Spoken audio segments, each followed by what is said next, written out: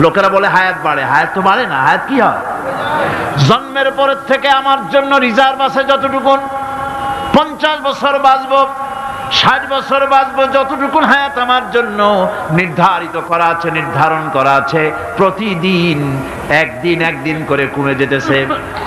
এজন্য আমি বলি, আমার বাড়িতে যে ঘড়িটা আছে, এই ঘড়িটা বেলা 1টার সময় ঢং করে একটা আওয়াজ দেয়, শ্রোতাকে শুনিয়ে দেয়, বাড়িওয়ালা তোমার জীবনের মূল্যবান হায়াত থেকে 1 ঘন্টা কমায়া দিলাম।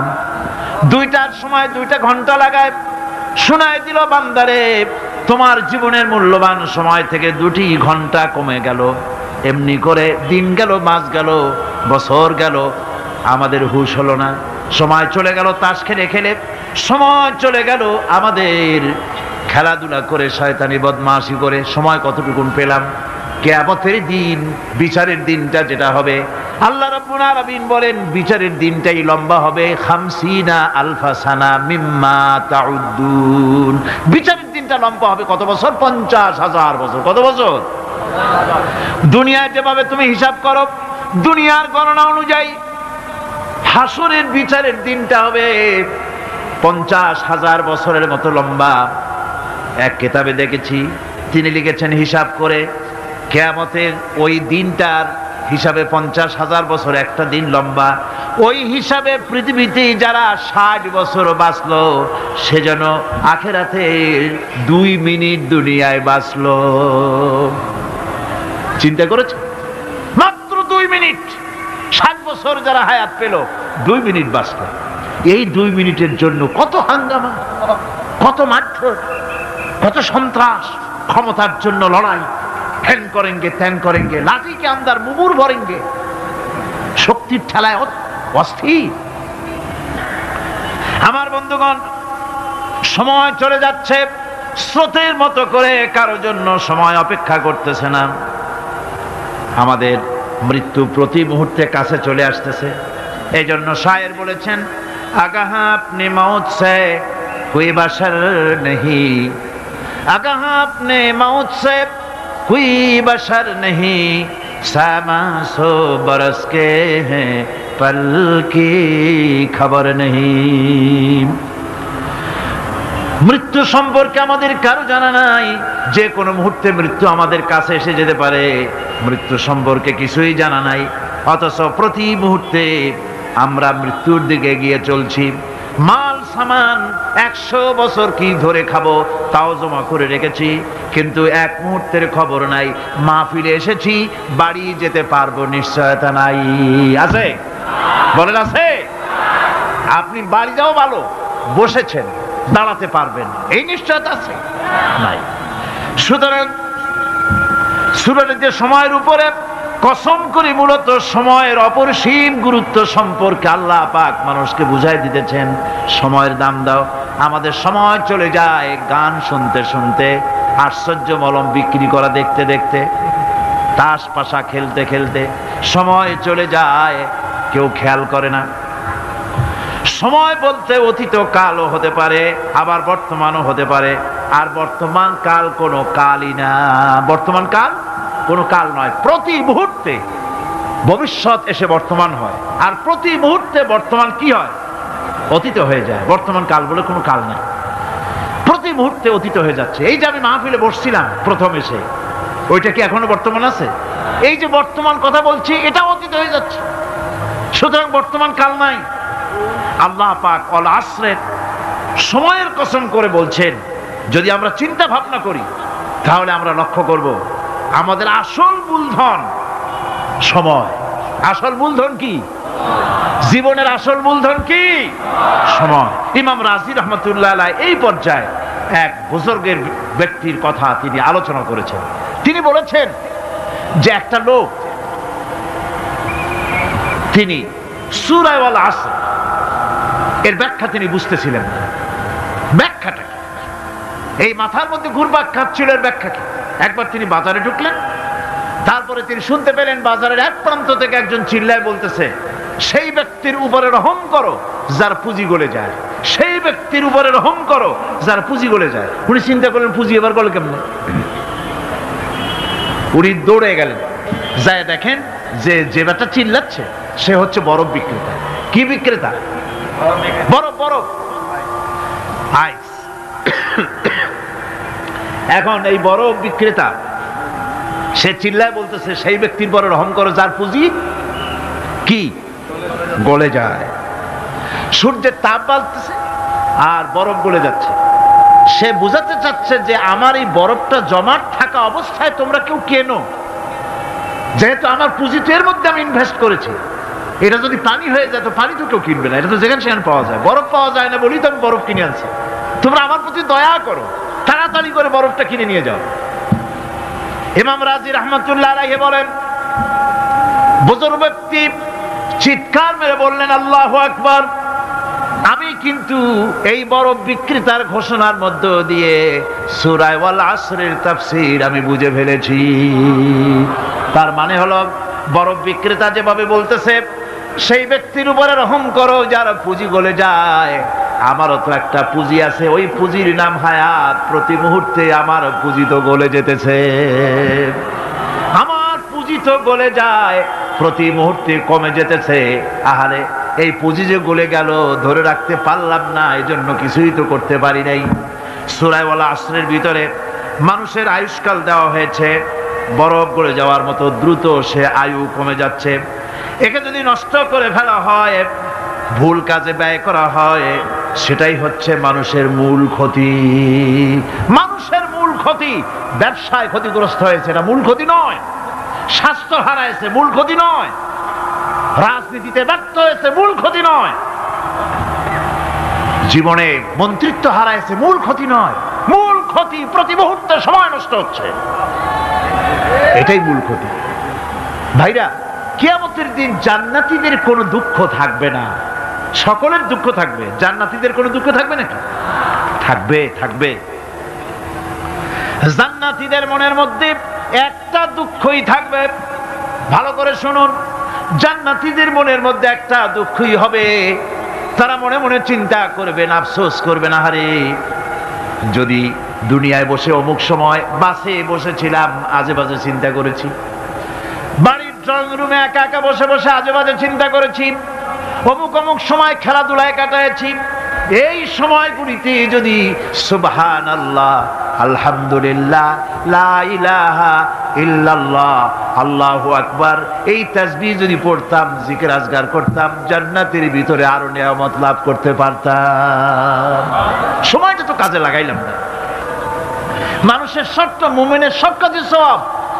ওয়াকুলু লিন-নাসি হুসনা, মানুষের সঙ্গে ভালো ভালো কথা কও, মানুষের সঙ্গে হাসি মুখে কথা কও। একজনের সাথে হাসি মুখে কথা বললেন আপনার একটা সদকা দেওয়ার মতো সমান সব আমলনামায় লেখা হয়ে গেল। ভালো ভালো কাম করো। বন্ধুগণ, সময় দ্রুত গতিতে চলে যাচ্ছে, মানুষের জীবন ক্ষতিগ্রস্ত হচ্ছে। ক্ষতি থেকে বাঁচতে পারবে চারটা গুণ যার মধ্যে আছে, বাকি সব ক্ষতিগ্রস্ত হয়ে যাবে। আমার ভাইয়েরা, এই কথাগুলি বলে আল্লাহ পাক যেন এরকম একটা দৃষ্টান্ত দিলেন। আপনি যদি পরীক্ষার হলে গিয়া দেখেন ছাত্ররা পরীক্ষা দিতেছে, পরীক্ষার জন্য নির্ধারিত সময় কতটুকুন? 3 ঘন্টা। 3 ঘন্টা। 3 ঘন্টা। আপনি গিয়ে দেখলেন কোন একজন পরীক্ষার্থী পরীক্ষা দিতে গিয়ে আর একদিকে তাকায় আছে, আকাশের তারা গুনতেছে, অথবা সে গল্প করতেছে, অথবা পরীক্ষা বাদ দিয়ে আজে বাজে কিছু লিখতেছে। আপনি যেমন তাকে, ওই ছেলেটাকে আনবো না, গাফেল ছেলেটাকে ঘড়ির দিকে তাকায় বলেন, এই ছেলে ওই ঘড়ির দিকে তাকাও, দেখো তোমার সময় কিন্তু চলে যেতেছে মাত্র 1 ঘন্টা, আর তুমি সময় নষ্ট করতেছো। আল্লাহ যেন স্নেহ পরবশে তামাম পৃথিবীর গোলামদেরকে, বান্দাদেরকে আঙ্গুল নির্দেশনা দিয়ে বলছেন, বান্দারা প্রতি মুহূর্তে তোর জীবনের মূল্যবান সময় চলে যেতেছে, প্রতি মুহূর্তে সময় যাচ্ছে। আল ইনসান, ইনসান বলতে শুধু মুসলমান না, ইনসান বলতে কি মুসলমান শুধু না, আল ইনসান মানব মণ্ডলী, বিশ্বের সমস্ত মানুষকে আল্লাহ বলছেন, হিন্দু, খ্রিস্টান, বৌদ্ধ, নাসারা, ইহুদি, মজুসি, মুসলমান, বিশ্বের সব মানুষকে আল্লাহ বলছেন। যেহেতু আল্লাহ স্রষ্টা, মানুষের ব্যাপারে সার্বিক কল্যাণময় কথা কে বলতে পারেন? কে বলতে পারেন? সে আল্লাহ রাব্বুল আলামিন বলছেন, সময় চলে যাচ্ছে। ও পৃথিবীর মানুষেরা, এই মানুষ বলতে আল্লাহ রাব্বুল আলামিন কোন ব্যক্তি, কোন গোষ্ঠী, কোন জাতিকে বলেন নাই, বলেছেন সমগ্র মানবতাকে। এর অর্থ হচ্ছে সূরাটিতে উল্লেখ্য 4টি গুণ যদি আমল করতে পারে লোকেরা, যেই ব্যক্তি করবে, যেই সমাজ করবে, যেই রাষ্ট্র করবে, যেই গোষ্ঠী করবে, যেই জাতি করবে, তারাই ক্ষতি থেকে বেঁচে যাবে। আর যারা করবে না তারা ক্ষতিগ্রস্ত হবে। কি হবে বলুন? এখন আল্লাহ পাকের কথা শুনুন। আল্লাহ পাক বলছেন ওয়াল আসরি ইন্নাল ইনসানা লাফি খুসর। খুসর, খুসরিন, এই যে খুসর, খাসারা, এই শব্দটা হচ্ছে আবিধানিক অর্থে ক্ষতি হচ্ছে লাভের বিপরীত। লাভের বিপরীত কি? ক্ষতি। নাফা, এই নাফার বিপরীত কি? নোকসান। খাসারাটা কি? নোকসান বলা হয় পুঁজি 50,000 খাটাইছিলাম, লাভ করতে পারি নাই, পুঁজি ঠিক আছে, এটাকে বলা হয় নোকসান। এটাকে কি বলা হয়? নোকসান। কিন্তু আমি পুঁজি খাটিয়েছিলাম 50,000 টাকা, লাভ তো হয়ই নাই, পুঁজিও চলে গেছে, আমও গেছে, সালাও গেছে, আমও নাই, সালাও নাই। এইটারে আরবিতে কি বলা হয়? খাসার, দেউলিয়া। দেউলিয়া হয়ে গেছে। দেউলিয়াটা বোঝেন ভালো আপনারা, দেউলিয়া হয়ে গেছে। কোরআন লাভ বা সাফল্যের ধারণা যেমন নিছক পার্থিব নয়, সমৃদ্ধির কথা শুধু পার্থিব নয়, জন্ম থেকে শুরু করে মৃত্যু পর্যন্ত কোরআনের লাভের কথা যখন বলা হয় তখন জন্ম থেকে মৃত্যু পর্যন্ত, আখিরাত পর্যন্ত, কিয়ামত পর্যন্ত। ক্ষতিটাও জন্ম থেকে শুরু করে মৃত্যু পর্যন্ত, কিয়ামত পর্যন্ত ক্ষতিটাও। এই ক্ষতি থেকে বাঁচবার জন্য কোরআনে কারিমে বিভিন্ন জায়গায় এই খাসারা শব্দ ব্যবহার করা হয়েছে। আল্লাহ রাব্বুল আলামিন বলছেন ওয়ামান খাফফাত মাওয়াজিনুহু ফাউলাইকাল্লাযীনা খাসিরু আনফুসাহুম বিমা কানু বিআয়াতিনা ইয়াযলিমুন। যাদের পাল্লা ভারী হবে কিয়ামতে তারাই হবে সফলকাম, আর যাদের পাল্লা হালকা হবে, নেকির পাল্লা, নেকির পাল্লা যাদের হালকা হবে তারা হবে ক্ষতিগ্রস্ত। তারা নিজেদের ক্ষতি নিজেরাই ক্ষতি সাধনকারী হবে কিয়ামতের দিন। কাজে মানুষের জীবনের সমুদয় কার্যাবলীর ভালো অংশ যদি খারাপ অংশের উপরে বিজয়ী হয়, তারপরে খারাপ অংশ পাওনাদারদের দিয়ে টিয়া, এরপরে যদি নেকি কিছু বাকি থাকে, তাহলে বোঝা গেল লোকটা কিয়ামতে নাজাত পাবে। আর যদি ভালো কাজের উপরে খারাপ কাজ বিজয়ী হয়ে যায় আর সমস্ত পাওনাদারদেরকে পাওনা মিটাইয়া তারপরেও পাপ বাকি থেকে যায়, এক চাইতে খাসারা পৃথিবীতে, আকাশে, জমিনে কিছুই আর হবে না। এর থেকে বাঁচার জন্য আল্লাহ পাক এই খাসারা থেকে বাঁচার জন্যই মানুষকে এই কথা বলছেন। এই কথাটি কোরআনে কারিমের অন্য একটি আয়াতে আরো সুন্দর করে বলা হয়েছে। যারা নাকি এই দুনিয়ার বুকে যারা নিজেদের পুঁজি খাটাইছে, জীবনের পুঁজি সুদ কামাইতে খাটালো, জীবনের পুঁজি খাটালো হারাম কামাইয়ের ভিতরে, অন্যায় কাজের ভিতরে, যারা জীবনের পুঁজিকে আল্লাহর দ্বীনের কাজে লাগাতে পারে নাই, তাদের সম্পর্কে বলা হচ্ছে খাসিরাদ দুনিয়া ওয়াল আখিরাতা যালিকা হুয়াল খুসরানুল মুবিন। খাসিরাদ দুনিয়া ওয়াল আখিরা, দুনিয়াও ক্ষতিগ্রস্ত, আখিরাতেও ক্ষতিগ্রস্ত। এটা হচ্ছে তার জন্য সুস্পষ্ট ক্ষতি, এর থেকে বড় ক্ষতি আর কিছুই হতে পারে না। আল্লাহ পাক কোরআনে কারীমে অন্যত্র বলেছেন وَنُنَزِّلُ مِنَ الْقُرْآنِ مَا هُوَ شِفَاءٌ وَرَحْمَةٌ لِّلْمُؤْمِنِينَ وَلَا يَزِيدُ الظَّالِمِينَ إِلَّا خَسَارًا। আমি এই কোরআন অবতরণের পরিক্রমায় এমন সব বিষয় অবতীর্ণ করেছি যা মুমিনদের জন্য নিরাময় এবং তাদের জন্য রহমত, আর জালিমদের জন্য ক্ষতি ছাড়া আর কিছুই বৃদ্ধি পায় না। জালিমদের জন্য ক্ষতি বৃদ্ধি পায়, আর যারা মুমিন তাদের জন্য এর মধ্যে নিরাময় আছে, এর মধ্যে রহমত আছে। অর্থাৎ যারা এই কোরআনকে যারা নিজেদের আইনের কিতাব হিসেবে গ্রহণ করেছে, কোরআনকে তাবিজের কিতাব হিসেবে নয়, ধর্মীয় কিতাব হিসেবে নয়, কোরআন সংবিধান। কোরআন কি? কোরআনকে যারা সংবিধান হিসেবে মেনে নিয়েছে, কোরআনকে যারা সংবিধান হিসেবে গ্রহণ করলো, ব্যক্তি, পরিবার, সমাজ, রাষ্ট্রে তাদের যাবতীয় মানসিক, বুদ্ধিবৃত্তিক, নৈতিক, তামাদ্দুনিক রোগের নিরাময় হবে, এর দ্বারা শান্তি হবে। কিন্তু যেসব জালিম এই কোরআনকে প্রত্যাখ্যান করেছি, কোরআনকে যারা মৌলবাদীদের কিতাব বলে, কোরআনের কথা বললে মৌলবাদ বলে গাল দেয়, তারা তাদের কপালকে পোড়াইয়া ছাই বানাইয়া দিছে, তাদের তাদের কপাল ভস্মীভূত করে দিয়েছে। আমার দেশে, এই দেশটা কি মুসলমান বেশি না অন্য জাতি বেশি? কোন? জোরে কোন? মুসলমান সবচেয়ে। খুব লক্ষ্য করে শোনেন, এই দেশে সবচেয়ে মুসলমান বেশি, ইন্দোনেশিয়ার পরে। পৃথিবীর দ্বিতীয় বৃহত্তম মুসলিম দেশ হলো কোনটা? বাংলাদেশ। এই দেশে ইসলামরে যত গালি দেওয়া হয়েছে, কোরআনকে যত গালি দেওয়া হয়েছে, আলেমদেরকে যত গালি দেওয়া হয়েছে, রাসূলুল্লাহকে যত গালি দেওয়া হয়েছে, ইসলামী আদর্শকে যত গালি দেওয়া হয়েছে, পৃথিবীতে কোন দেশে এইভাবে ইসলামকে গালি দেওয়া কোথাও হয় না। এমনকি আমেরিকার মতো দেশে, ইংল্যান্ডের মতো দেশেও কোরআনের বিরুদ্ধে এত কথা কেউ বলতে সাহস পাবে না, ইসলামের বিরুদ্ধে কথা বলতে সাহস পাবে না, যেহেতু মুসলমানেরা সেখানে পাল্টা আক্রমণ করবে। আজ আমার দেশে মুসলমানের ঘরের সন্তান হইয়া ইসলামের বিরুদ্ধে তারা বক্তব্য রাখে। মৌলবাদ, মৌলবাদ জিকির উঠে গেছে। আমেরিকার প্রেসিডেন্টরা যখন শপথ নেন, প্রেসিডেন্ট হিসেবে ওথ নেন, বাইবেলের উপরে হাত রাখেন আর বলেন, এই মহাগ্রন্থকে স্পর্শ করে শপথ নিচ্ছি, আমি আমার চিন্তা চেতনা, আমার মেধা, আমার প্রজ্ঞা সবটা আমার জাতি, আমার দেশকে উন্নয়নের জন্য, এর সমৃদ্ধির জন্য, এর সংরক্ষণের জন্য আমি আমার জীবনকে উৎসর্গ করব। বাইবেলের উপরে স্পর্শ করে এই শপথ তারা নেন। আমার দেশের প্রেসিডেন্ট, প্রধানমন্ত্রী শপথ নেওয়ার সময় কোরআন শরীফের উপরে হাত রাখে যদি, তাহলে বলা হবে বেচারা মৌলবাদী হয়ে গেছে। এটা করা যাবে না। আর যদি কেউ করে সামান্য কিছু, কোরআন না, যদি তসবিহ নিয়েও আসে, তাহলে বুঝতে হবে জাতির সাথে একটা প্রতারণা ছাড়ার কিছুই না।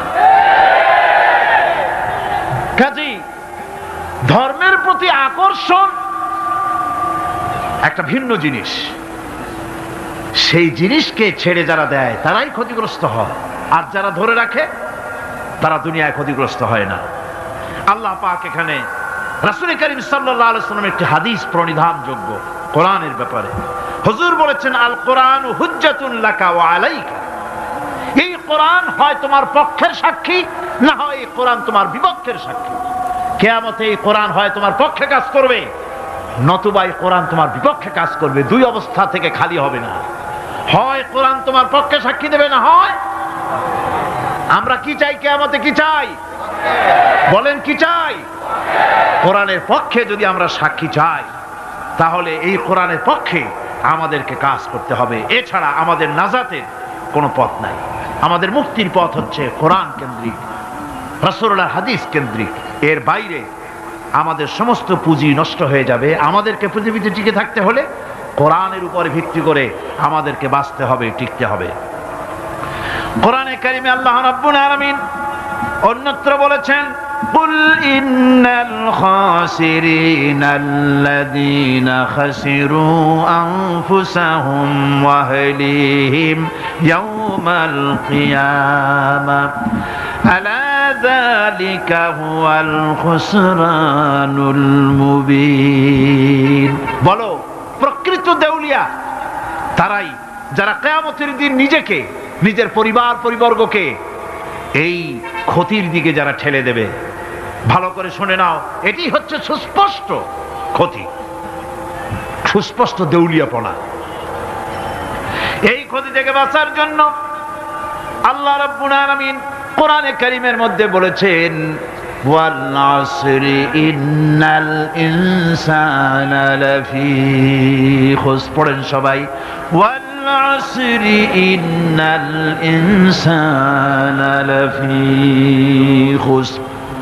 মানুষের, সমগ্র মানুষের জীবন ক্ষতিগ্রস্ত। কে বলতেছেন? গা শিউরে ওঠার কথা না, গা শিউরে ওঠে। আল্লাহ বলতেছেন ক্ষতিগ্রস্ত, ব্যর্থ। আপনি যতই মনে করেন আপনার মিল আছে, কল আছে, কারখানা আছে, মন্ত্রী, টাকা পয়সা আছে, প্রেসিডেন্ট হয়েছেন, প্রধানমন্ত্রী হয়েছেন, আপনার জীবন সফল হয়েছে, আল্লাহ বলেন না, জীবন ব্যর্থ, জীবন বিফল, জীবন ক্ষতিগ্রস্ত। তামাম পৃথিবীর সমস্ত মানুষ ক্ষতিগ্রস্ত, ব্যর্থ।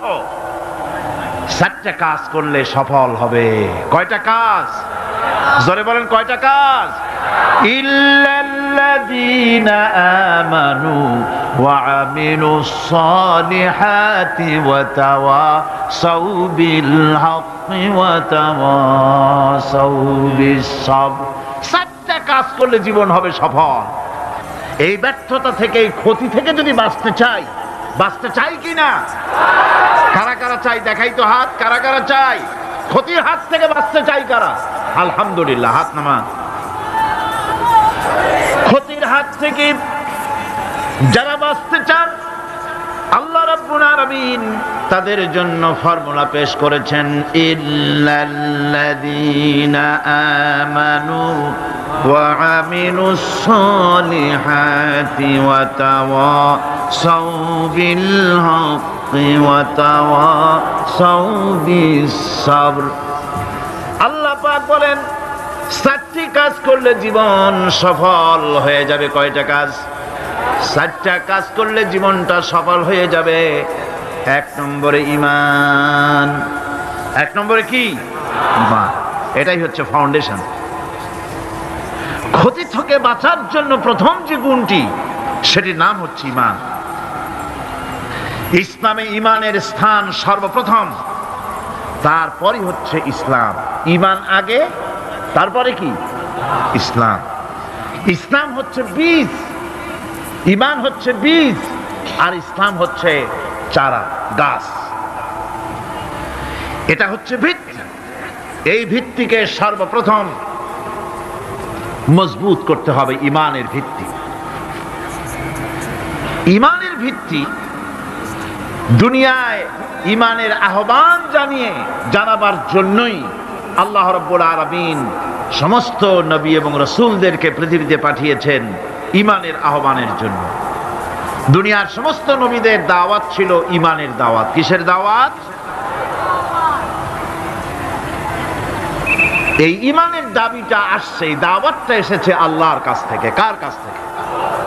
দেখুন, পৃথিবীর ভিতরে কোন নবীদের কথার সাথে আরেকজন নবীর কথার কোনো বৈপরীত্য হয় নাই। সমস্ত নবীদের কথা একরকম ছিল। কয় রকম? একজন নবীর সঙ্গে তার বক্তব্যের সাথে আরেকজন নবীর বক্তব্যের কোনো গুণগত মৌলিক কোনো পার্থক্য ঘটে নাই, অসঙ্গতি হয় নাই।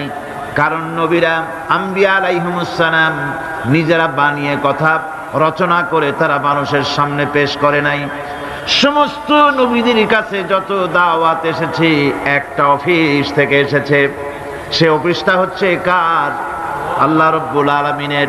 তাই দুনিয়ার সমস্ত পয়গম্বরদের দাওয়াত ছিল না ইলাহা ইল্লাল্লাহ, লা ইলাহা ইল্লাল্লাহ, লা ইলাহা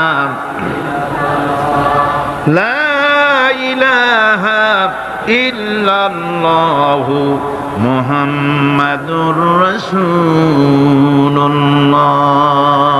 এটাই ছিল সমস্ত নবীদের দাওয়াত। কোরআনে কারীম তার ধারক এবং বাহক সম্পর্কে বলে যে তিনি যে দাওয়াত দিয়েছেন সে দাওয়াতটা হলো ঈমানের দাওয়াত। আমাদের নবী তিনি এসে যে দাওয়াত দিয়েছেন সে দাওয়াতটা কিসের? কোরআনে কারীম বলছি, রব্বানা ইন্নানা সামি'না মুনাদিয়ান ইউনাদি লিল ঈমান। হে আমাদের রব, নিশ্চয়ই আমরা এমন একজন আহ্বায়কের আহ্বান শুনেছি যিনি আমাদেরকে ঈমানের দাওয়াত দিয়েছেন। এমন কোন পয়গম্বর নাই দুনিয়ায় যিনি ঈমানের দাওয়াত দেন নাই। সকলেই ঈমানের দাওয়াত মানুষের সামনে, বিশ্ববাসীর সামনে পেশ করেছেন। কোরআনে হাকিম স্পষ্ট একটা সীমারেখা দুনিয়ার মানুষের সামনে পেশ করে পৃথিবীর মানুষগুলিকে দুটি শ্রেণীতে বিভক্ত করে দিয়েছে। একটি হচ্ছে ঈমান পোষণকারী, আরেকটি হচ্ছে অবিশ্বাসী। একটা ঈমান পোষণকারী আর একটা অবিশ্বাসী। কোরআনে কারীমের মধ্যে আল্লাহ পাক এই পৃথিবীর বুকে যারা আরামের টাটকা সুখগুলি আরামগুলি যারা বর্জন করে আল্লাহ রাব্বুল আলামিনকে বিশ্বাস করে যারা জীবন পরিচালনা করেছে, আল্লাহ পাক তাদের জন্য জান্নাত রেখেছেন এবং তাদের জন্য বলছেন সাবিকু ইলা মাগফিরাতিম মির রাব্বিকুম ওয়া জান্নাতিন আরদুহা কাআরদিস সামাই ওয়াল আরদ উইদ্দাত লিল্লাযীনা আমানু বিল্লাহি ওয়া রাসূলিহি। আল্লাহ পাক বলেন প্রতিযোগিতা করো আল্লাহর মাগফিরাত কামনার জন্য আর জান্নাতে যাওয়ার জন্য প্রতিযোগিতা করো, আল্লাহর রহমত পাওয়ার জন্য সৎ কাজের প্রতিযোগিতা করো, তাহলে আল্লাহ রাব্বুল আলামিন তোমাদেরকে ক্ষমা করবেন আর তোমাদের জন্য এমন জান্নাত দিবেন যেই জান্নাত আকাশের বিশালতার জমিনের বিশালতার মতো। এই বিরাট জান্নাত তোমাদেরকে দিবেন। এই জান্নাত চিরস্থায়ী সুখ এবং শান্তি জায়গা হবে। মাসালুল জান্নাতিল্লাতী উইদাল মুত্তাকুন ফিহা আনহারুম মিন মাইন গায়রি আসিনিন ওয়া আনহারুম মিন লাবানিন লাম ইয়াতাগায়্যার তা'আমুহু। আল্লাহ পাক বলছেন জান্নাত আল্লাহ পাক ওয়াদা করেছেন মুত্তাকিদের জন্য। আল্লাহ পাক জান্নাত দিবেন যে জান্নাতের ভেতরে রয়েছে মধুর প্রস্রবণ, রয়েছে দুধের প্রস্রবণ, রয়েছে সেখানে স্বচ্ছ পানির প্রস্রবণ রয়েছে। এই সুন্দর জান্নাত ঝর্ণা ধারা আল্লাহ পাক সৃষ্টি করেছেন, বাগ বাগিচা দিয়ে ভরে রেখেছেন জান্নাত। সেই জান্নাত হবে এয়ার কন্ডিশন, রৌদ্রের তাপ হবে না সেখানে, রৌদ্রের খরতাপ হবে না সেখানে, ঠান্ডার প্রচন্ডতা থাকবে না। কিরকম হবে জায়গাটা? আল্লাহ পাক বলছেন মুত্তাকিনা আলাল আরাইকি লা ইয়ারাউনা ফিহা শামসান ওয়ালা জামহারিরা ওয়া দানিয়াতান আলাইহিম যিলালুহা ওয়া যুল্লিলাত কুতুফুহা তাযলিলা। আল্লাহ পাক এমন জান্নাত রেখেছেন, সেই আল্লাহ পাক সেই জান্নাতের ভিতরে জান্নাতীরা ঠেস লাগায়া মুখোমুখি অবস্থায় তারা সেখানে বসবে আর জান্নাতীদের মনের মধ্যে কোনো দুঃখ থাকবে না, পেরেশানি থাকবে না। পৃথিবীতে মানুষের দুঃখ থাকে, পেরেশানি থাকে, সেখানে কোনো দুঃখ আর পেরেশানি থাকবে না। সেই জায়গাটা হবে শীতাতপ নিয়ন্ত্রিত, না শীত না গরম, চির বসন্ত বিরাজ করবে। জান্নাতীরা সেখানে থাকবে। এই সুন্দর জান্নাত আল্লাহ পাক রেখেছেন মুত্তাকিদের জন্য। সুবহানাল্লাহ। কাফেরদের জন্য জান্নাত হবে, জাহান্নাম হবে চিরকাল। খালিদিনা ফিহা আবাদান, চিরকাল কাফেরেরা জাহান্নামে থাকবে। সর্বশেষ যে ব্যক্তি জাহান্নাম থেকে মুক্তি লাভ করবে তাকে আল্লাহ পাক বলবেন, ফেরেশতাদেরকে বলবেন, আমার ফেরেশতারা আমার এই বান্দাকে জান্নাত এবং জাহান্নামের মাঝখানে রেখে দাও। জান্নাত এবং জাহান্নামের মাঝখানে লোকটি যখন থাকার জায়গা পাবে সে জান্নাতের দিকে তাকায়া দেখবে আর কাঁদতে থাকবে। আল্লাহ পাক জিজ্ঞেস করবেন, বান্দারে যুগের পর যুগ ধরে জাহান্নামে কেঁদেছো, আমি রব্বুল আলামিন জাহান্নাম মাফ করে দিয়া জান্নাত জাহান্নামের মাঝখানে রেখে দিয়েছি, আযাব থেকে তো বেঁচে গেছো, এখন কান্দো কেন? লোকটি বলবে, রব্বুল আলামিন কান্দি এই কারণে, জাহান্নাম থেকে মাফ করেছো, তোমার শুকরিয়া আদায় করি। জান্নাত তো আমার কপালে নাই, কিসমতে নাই, কিন্তু জান্নাত আমি এখান থেকে দেখতে পাচ্ছি, জান্নাতের সুঘ্রাণ আমার নাকে আসতেছে, কপালে নাই যাওয়ার। আমি কাঁদি এই জন্য, তুমি যদি মেহেরবানি করে আমাকে জান্নাতের দরজার কাছে একটু দাঁড় করায় দিতা, প্রাণ ভরে তোমার জান্নাতের দৃশ্যটা একটু দেখতাম। আল্লাহ পাক তার আরজি পূরণ করবেন, বলবেন যাও ফেরেশতাদের বলবেন এর জান্নাতের দরজার কাছে দাঁড় করায় দাও। জান্নাতের দরজার কাছে দাঁড়িয়ে লোকটি আবার কান্না শুরু করবেন। আল্লাহ পাক প্রশ্ন করবেন এবার কান্দো কেন? লোকটি বলবে রব্বুল আলামিন কান্দি এই কারণে, জান্নাতের এই দরজায় দাঁড়াইয়া জান্নাতের অফুরন্ত নেয়ামত কিছুই ভালো করে দেখা যায় না, শুধু অল্প জায়গা দেখি। যদি তুমি আমারে দয়া করে জান্নাতের মাঝখানে দাঁড় করায় দিতা, চতুর্দিকে তাকায়া তাকায়া দেখা কলিজারে ঠান্ডা বানাইতাম। তবে আমি ওয়াদা করি জান্নাতের কোনো নাজ নেয়ামত, কোনো ফল আমি খাবো না, ধরবো না, সইব না। একটুখানি মেহেরবানি করে মাঝখানে দাঁড় করাইয়া দাও, জান্নারে ঠান্ডা করি। আল্লাহ রব্বুল আলামিন ফেরেশতাদের বলবেন আমার এই বান্দারে জান্নাতের মাঝখানে দাঁড় করাইয়া দে। আল্লাহর নবী বলেন জান্নাতের মাঝখানে দাঁড়িয়ে লোকটি আগের চাইতে আরো জোরে চিৎকার মেরে কাঁদতে থাকবে। আল্লাহ পাক বলবেন বান্দারে কি হলো তোর? দরজার কাছে আসতে চাইছি রে, আইনা দিলাম। আবার এবার মাঝখানে আসতে চাইছো, তাও এনে দিয়েছি, আবার কান্দো কেন?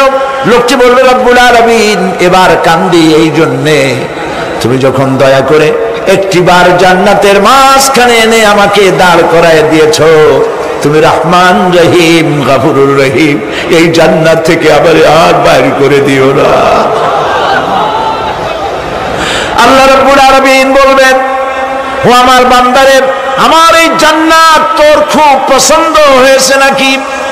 লোকটি বলবে রব্বুল আলামিন কলিজা ঠান্ডা হয়ে গেছে, ভাবতেও পারি নাই জান্নাত এত সুন্দর। আল্লাহ পাক বলবেন বান্দারে এরকম একটি নয়, দুইটা নয়, তোর জন্য আমি 10টা জান্নাত এরকম রিজার্ভ করে রাখছি। সুবহানাল্লাহ।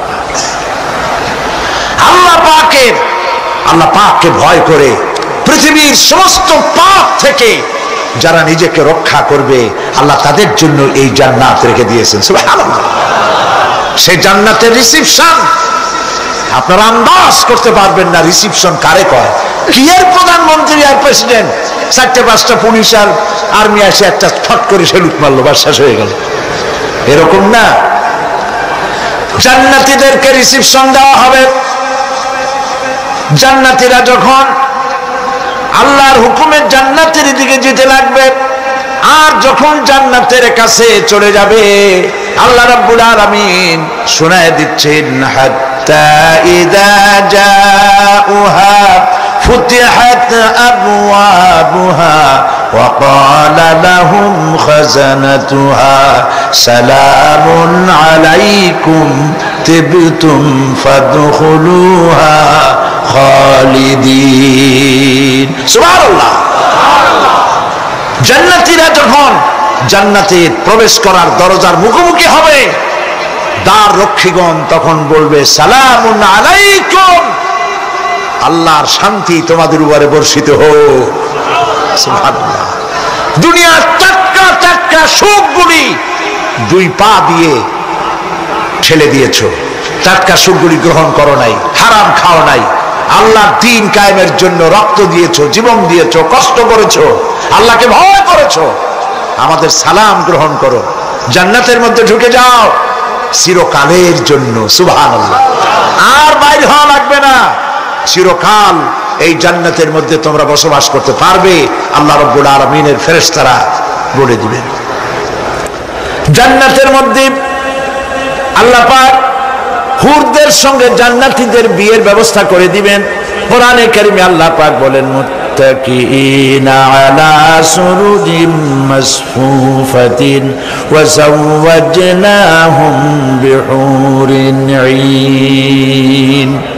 সামনাসামনি ভাবে সাজানো সারি সারি আসন সমূহের উপর তারা ঠেস লাগায় বসে থাকবে, আর আল্লাহ রাব্বুল আলামিন হুরদের সাথে জান্নাতীদের বিয়ের ব্যবস্থা করে দিবেন। যেসব হুরের সঙ্গে বিয়ে হবে তাদের আল্লাহ পাক বিবরণ দিচ্ছেন কি রকম হবে তারা। লাম ইয়াতমিসহুন্না ইনসুন ওয়ালা জান। এর পূর্বে জিন এবং ইনসান এদেরকে কেউ স্পর্শ করে নাই। কিরকম তারা? কাআন্নাহুন্নাল ইয়াকুতু ওয়াল মারজান, যেমন ঝিনুকের ভিতরে মণিমুক্তা থাকে এইভাবে আল্লাহ পাক তাদেরকে পবিত্র করে রেখে দিয়েছেন। আমার প্রিয় ভাইরা, আল্লাহ রাব্বুল আলামিন কোরআনে কারীমের ভিতরে বলেছেন ফাবিআইয়ি আলা'i রাব্বিকুমা তুকাদ্দিবান।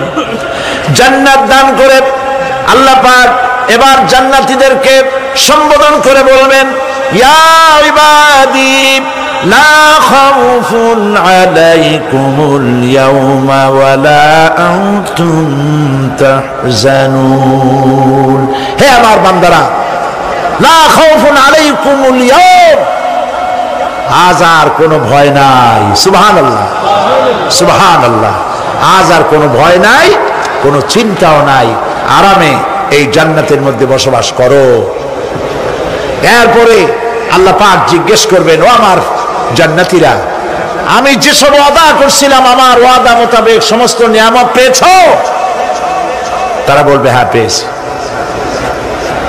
সব নিয়ামত আপনার ওয়াদা মোতাবেক সব পেয়েছি। আল্লাহ রাব্বুল আলামিন বলবেন সব পাও নাই, ওয়ালাদাইনা মাজিদ, আমার কাছে আরো বেশি আছে। সুবহানাল্লাহ, আমার কাছে আরো বেশি আছে। জান্নাতীরা বুঝবে না সে আরো বেশিটা কি, এর থেকে আর বেশি কি। প্রিয় ভাই সব, নবী করিম সাল্লাল্লাহু আলাইহি সাল্লাম বলেছেন জান্নাতের সুখ আর শান্তি কোন চোখ নাই যা দেখেছে, যা কোন অন্তঃকরণ নাই যা কল্পনা করতে পেরেছে। এই জান্নাত মুত্তাকিদের জন্য আল্লাহ রাখছেন। সুবহানাল্লাহ। জান্নাতীরা ভাবতেও পারবে না সেই নিয়ামতগুলি কি। প্রিয় ভাই সব,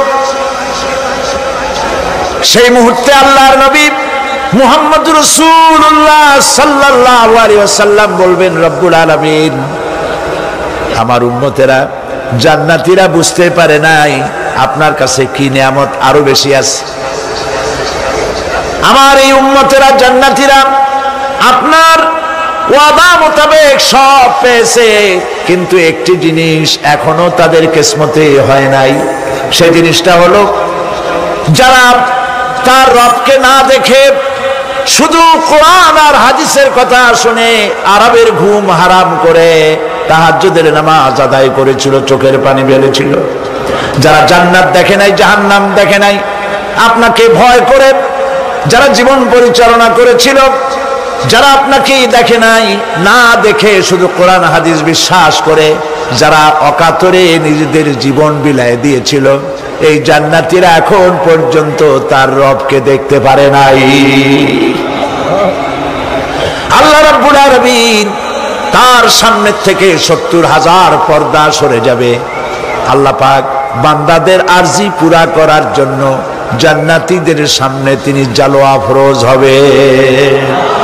কোরআন শরীফের ভিতরে আল্লাহ পাক বলেন, জান্নাতীরা তারা আল্লাহর দিকে, জান্নাতীরা তার রবের দিকে তাকিয়ে থাকবে, আর রব তার বান্দাদের দিকে তাকায়া থাকবে। প্রাণ ভরে জান্নাতীরা রবকে দেখবে। সুবহানাল্লাহ, আল্লাহ পাককে দেখবে। প্রাণ খুলে আজ দোয়া করি, রব্বুল আলামিন জান্নাতের যেই পরিবেশে, যেই জায়গায় তুমি দয়া করে তোমার গোলামদেরকে তুমি নিজেই দর্শন দিবে, দেখা দিবে। মনিব গো, ও আমাদের রব, আজ এই বিশাল জনসমুদ্র নিয়ে তোমার দরবারে আবেগ ভরা কণ্ঠে বলি, যে অনুষ্ঠানটি তুমি এমন মুবারক অনুষ্ঠান করবে যেখানে তুমি জান্নাতীদেরকে দেখা দিবে, ওই জান্নাতের কোনো একটি, ওই অনুষ্ঠানের কোনো একটি কোনায় কানায় আমাদেরকেও দাঁড় করাইয়া দেখান তো।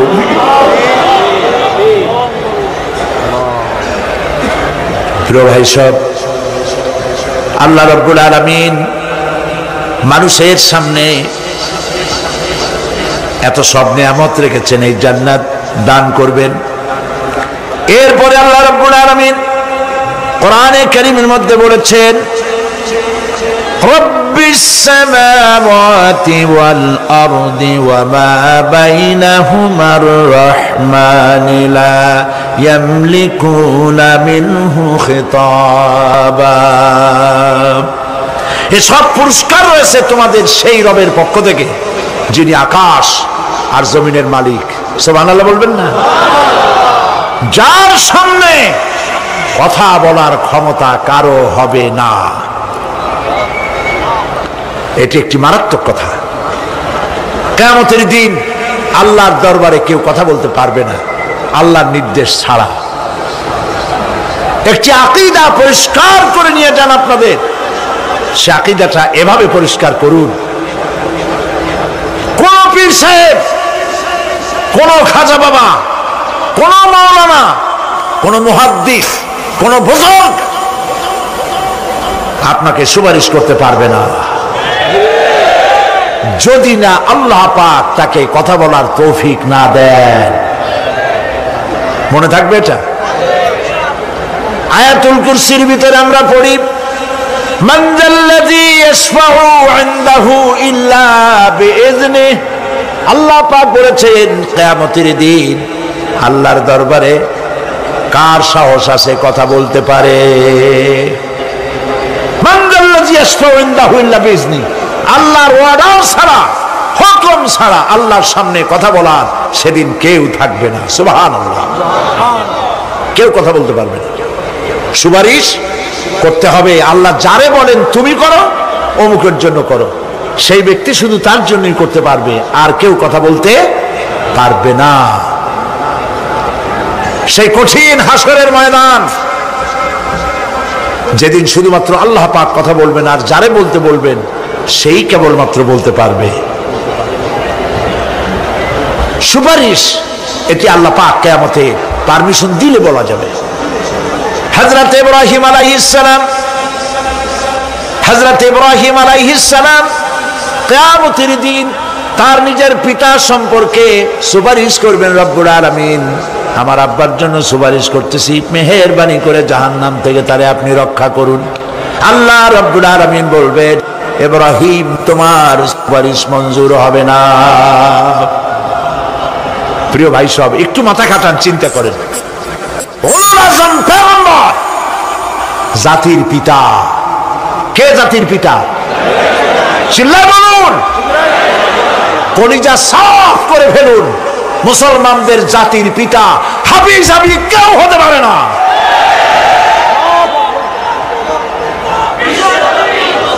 মিল্লাতা আবিকুম ইব্রাহিম। ইব্রাহিম আলাইহিস সালাম এই মিল্লাতের পিতা। সুবহানাল্লাহ। হযরত ইব্রাহিম আলাইহিস সালাম কিয়ামতের দিন বলবেন, আল্লাহ আমার আব্বার জন্য সুপারিশ করছি। আল্লাহ পাক বলবেন মঞ্জুর হবে না। আসর তোমার পিতা হতে পারে, কিন্তু আমার খলিলকে আগুনে ফেলার জন্য নমরুদকে সে সহযোগিতা করেছে, আমি তোমার পিতাকে ক্ষমা করব না। নবী করিম সাল্লাল্লাহু আলাইহি সাল্লামকে সাহাবায়ে কেরাম জিজ্ঞেস করেছেন, হে রাসূল, আপনার আব্বা এবং আম্মার অবস্থা কি হবে? নবী করিম সাল্লাল্লাহু আলাইহি সাল্লাম কেঁদে ফেলেছেন, সাফ বলেছেন, আমি তাদের কোনো উপকারে আসব না। আল্লাহু আকবার। আপনি মনে করছেন নাকি যে ইয়া নবী সালাম আলাইকা বলি অমনি নবী সুপারিশ পাবেন? এত সহজ। কতগুলো রসগোল্লা খাইলেন আর বড় একটা মিছিল করলেন আর অমনি চলে যাবেন? পৃথিবীর সব মানুষ, সাহাবায়ে কেরাম বাদ দেন, পৃথিবীর সমস্ত মানুষ একত্রিত হয়ে আবু তালেব রাসূলুল্লাহকে যে ভালোবেসেছেন, ওর 1000 ভাগের 1 ভাগও সারা দুনিয়ার মানুষ রাসূলুল্লাহকেই ভালোবাসতে পারবে? পারবে? নিজের ছেলে আলীকে, আলী রাদিয়াল্লাহু তাআলা আনহুকে আলাদা বিছানায় শোয়াইয়া, ছোট্ট মানুষ হযরত আলী আলাদা জায়গায় রাখিয়া মুহাম্মদুর রাসূলুল্লাহ সাল্লাল্লাহু আলাইহি সাল্লাম এতিম মানুষ তারে কলিজার সাথে বুকের মধ্যে আশ্রয় দিয়ে আগলে রেখেছেন বুক ভরে। সেই আবু তালেব মৃত্যুর সময় নবী করিম সাল্লাল্লাহু আলাইহি ওয়াসাল্লাম বলেছিলেন, চাচা একটি বার আমার কানে তাওহীদের কালেমা শোনায় দেন। আবু তালেব তার কিসমতে ছিল না কালেমা। মরে যাওয়ার পর একজন সাহাবী বলেছিলেন, ইয়া রাসূলুল্লাহ, মৃত্যুর সময় আবু তালেবের মুখ আমি নড়তে দেখেছি, তিনি কালেমা পড়েছেন সম্ভবত। রাসূলুল্লাহ সাফ বলেছেন, আমি শুনি নাই। এত ভালোবাসার পরেও হাদিস শরীফে এসেছে আবু তালেব জাহান্নামে যাবে। কোথায় যাবে? জাহান্নামে। সবচাইতে কম আযাব হবে কার? আবু তালেবের। কম আযাবটা কি? হাদিস শরীফে এসেছে কম আযাব হলো জাহান্নামের আগুন দিয়ে এক জোড়া জুতা তৈরি করে আবু তালেবের পায়ে পরিয়ে দেওয়া হবে। সেই জাহান্নামের আগুনের তৈরি করা জুতার তাপে আবু তালেবের মাথার ঘিলুগুলো টকবক করে বউ পড়তে লাগবে। এত ভালোবেসে যদি কিয়ামতে উপায় না হয়, আপনি ইয়া নবী সালাম আলাইকা, ইয়া রাসূল সালাম আলাইকা, আর কতগুলো জিলাপি খাইলেন, বড় একটা মিছিল করলেন। প্রিয় ভাই সব, এইসব বেদাত ছাড়ুন, এগুলি সুস্পষ্ট বিদআত। রাসূলুল্লাহকে ভালোবাসবেন, সাহাবীরা যেভাবে ভালোবেসেছেন ওইভাবে ভালোবাসবেন। আল্লাহ রাব্বুল আলামিন বলেন, যালিকাল ইয়াউমুল হক ফামান শাআ আত্তাখাযা ইলা রাব্বিহি মাআবা। এই দিনটি অবশ্যই আসবে, সেদিনটি নিশ্চিতভাবে আসবে। আর এখন যার ইচ্ছা সে তার রবের দিকে অগ্রসর হোক। ইন্না আনজারনাকুম আযাবান করিবান ইয়াওমা ইয়ানজুরুল মার'উ মা কদ্দামাত ইয়াদাহু ওয়া ইয়াকুলুল কাফিরু ইয়া লাইতানি কুনতু তুরাবা। ইন্না আনজারনাকুম আযাবান করিবা, খুব নিকটবর্তী একটি আযাব সম্পর্কে আমি তোমাদেরকে সতর্ক করে দিলাম। কে বলতেছেন? আল্লাহ পাক। লক্ষ্য করুন আল্লাহ কি বলছেন, খুব নিকটবর্তী একটি কঠিন শাস্তি, আযাব অর্থাৎ কিয়ামত, এ সম্পর্কে আমি তোমাদেরকে সতর্ক করে দিলাম। ইয়াউমা ইয়ানজুরুল মার'উ মা কদ্দামাত ইয়াদাহু, সেদিন প্রত্যেকটি লোক যা সে পাঠিয়ে দিয়েছিল এখানে, অর্থাৎ যা করেছিল সেগুলি সে দেখতে পাবে। আর তখন ওয়ায়াকুলুল কাফিরু ইয়া লাইতানি কুনতু তুরাবা। সেই কিয়ামতের ময়দানে অবস্থা দেখে কাফেররা বলবে, আহারে মানুষ না হইয়া যদি মাটি হইয়া যেতাম, যদি মাটি হতাম, যদি মানুষ না হয়ে না জন্মাতাম, আজ এই হাসরের ময়দানে এইখানে এই বিচারের মুখোমুখি হতাম না, মাটি হইলে বরং অনেক ভালো হতো। এই পৃথিবীতে আমরা এসেছি, চলে যাব, যাওয়ার আগে এই কোরআন একটি বিশাল জনগোষ্ঠী এমন বানাতে চেয়েছে যে জনগোষ্ঠী এই কোরআন দিয়ে একটি বিশাল সমাজ গড়বে, রাষ্ট্র গড়বে, এমন রাষ্ট্র গড়বে যেই রাষ্ট্রে দুঃখ থাকবে না, অশান্তি থাকবে না, যেখানে সুখ থাকবে, সমৃদ্ধি থাকবে, আর কিয়ামতের দিন আল্লাহর জান্নাতে তারা চলে যাবে।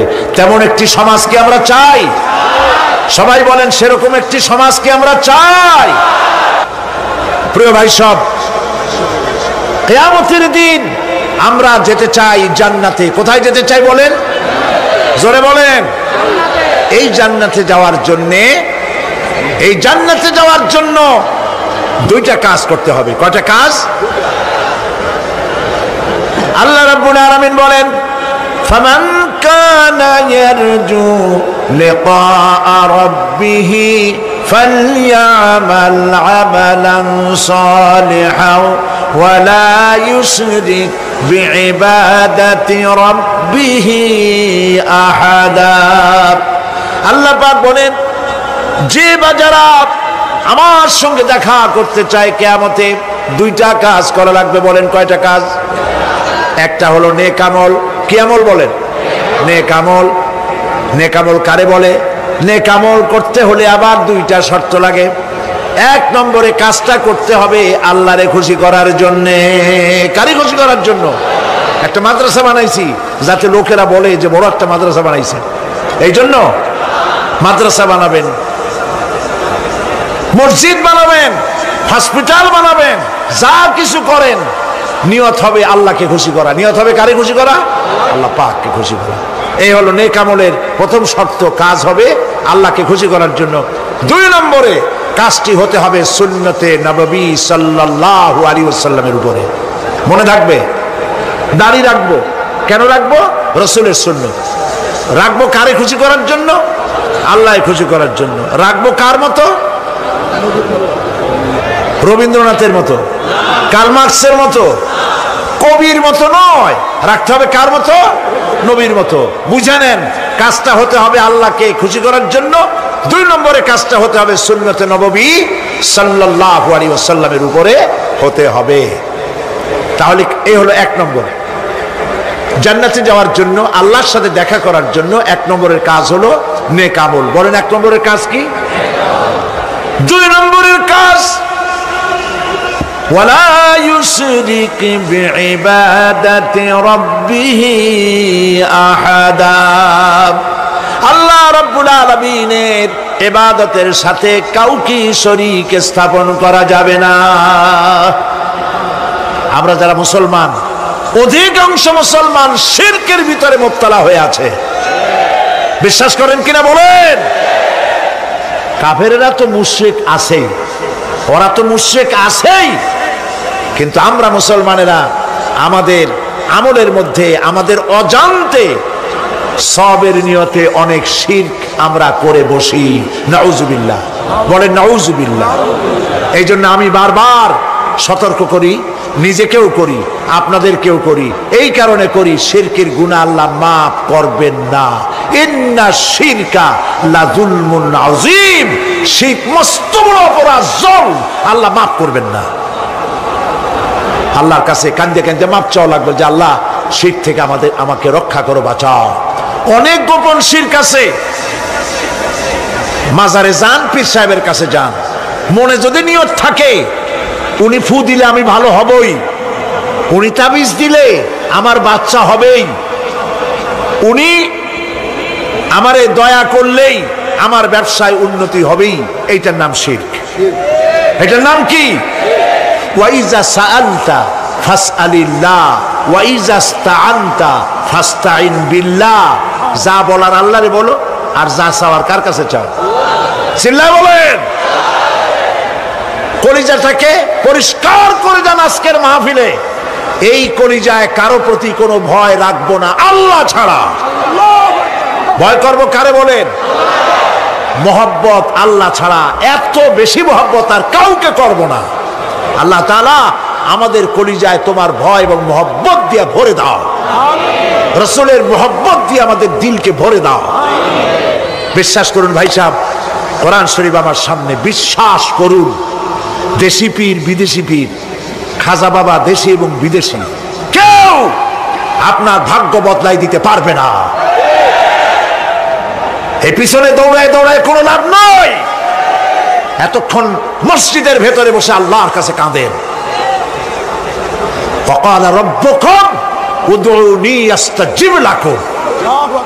তোমার রব বলেছে আমারে ডাকো, আমি ডাকের সাড়া দিয়ে দেব। সুবহানাল্লাহ। আর আল্লাহ বলেছেন আমার ইবাদতের সাথে কাউকে শরীক করবে না। খবরদার। আলাইসাল্লাহু বিকাফিন আবদা। আল্লাহ প্রশ্ন করছেন, আলাইসাল্লাহু বিকাফিন আবদা, আমি কি আমার বান্দার জন্য যথেষ্ট নই? চিল্লায় বলুন অবশ্যই যথেষ্ট। আবার বলেন অবশ্যই যথেষ্ট। কলিজা সাফ করে ফেলেন। সম্রাট শাহজাহান, দিল্লির সম্রাট, হাবিজাবি সম্রাট না, দিল্লির সম্রাট। এখন কোথায়? কবরের মধ্যে। কবি বলতেছেন, শাহনে জাহাঁ কো जिन्हें फकर से देते थे बाज, शाहने जहां को जिन्हें फक्र से देते थे बाज वाज कब्र में है सूरह अलहम्दु की मोहताज। সারা ভারতবর্ষ যারা ট্যাক্স দিয়ে নিজেকে সৌভাগ্যবান বলে মনে করত, সে আজ কবরের মধ্যে ভিক্ষুকের মতো সূরা আলহামদুর মতো একটি সূরার মুহতাজ হয়ে ভিক্ষুকের মতো শুয়ে আছে। সম্রাট শাহজাহান মসজিদে বসে আছে, এক ফকির ঘুরতেছে। লোকেরা কয় ছোটবেলা থেকেই তোমার খয়রাত করতে দেখলাম, ভিক্ষা কি জীবনেও যাবে না তোমার? লোকটি বলছে আমি ভিক্ষা করবো ছাড়া আমার উপায়টা কি? এই লোকটি আমি ভিক্ষা করা ছাড়া করবো কি? লোকেরা তো আমার 60 টাকা 50 টাকা 100 টাকা দেয় না, 4 আনা 5 আনা 1 টাকা এই আমার দেয়, এ দিয়ে আমি বড় লোক হবো কেমন? লোকটি বলছে আচ্ছা দেখো, তুমি তো জায়গা মতো যাইতে পারো নাই, বাদশার কাছে যাও, এমন দেওয়া দেবে জীবনে আর খয়রাত করা লাগবে না। তো বাদশার কাছে কি খয়রাতি যাইতে পারে কোনোদিন? কয় হ্যাঁ এখন পারবা। কেমনে? কয় সম্রাট শাহজাহান এখন একা একা মসজিদে আছেন। তখনকার এসব বাদশারা অনেকে নামাজি ছিলেন, দিনদার ছিলেন।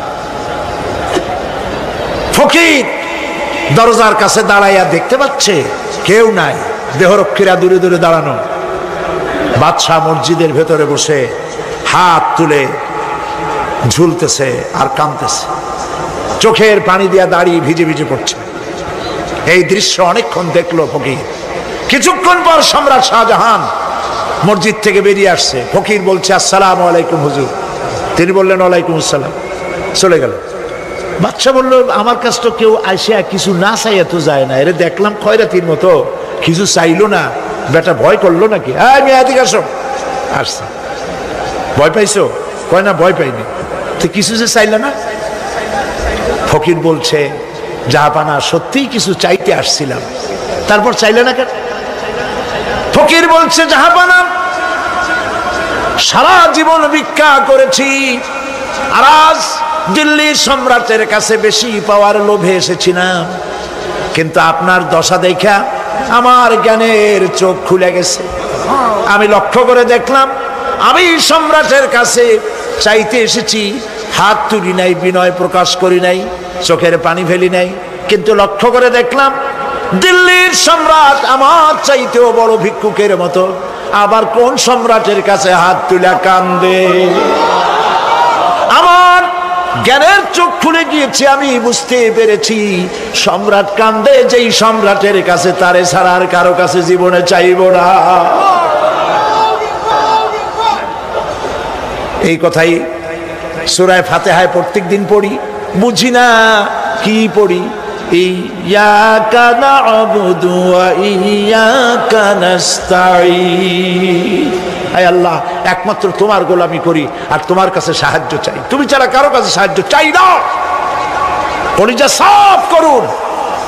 কোন মরা পীর, কোন জিন্দা পীর আপনার মনের আশা পুরা করতে পারবে না, পারবে না, পারবে না।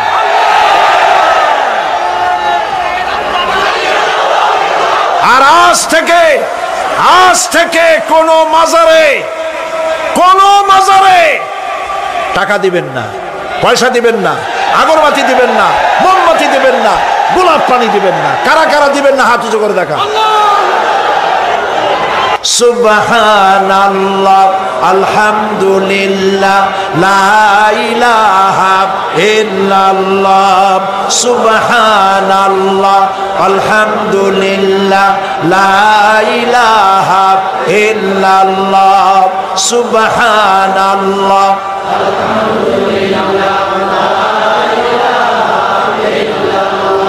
লা ইলাহা ইল্লাল্লাহ, মুহাম্মাদুর রাসূলুল্লাহ। আল্লাহুম্মা আমিন।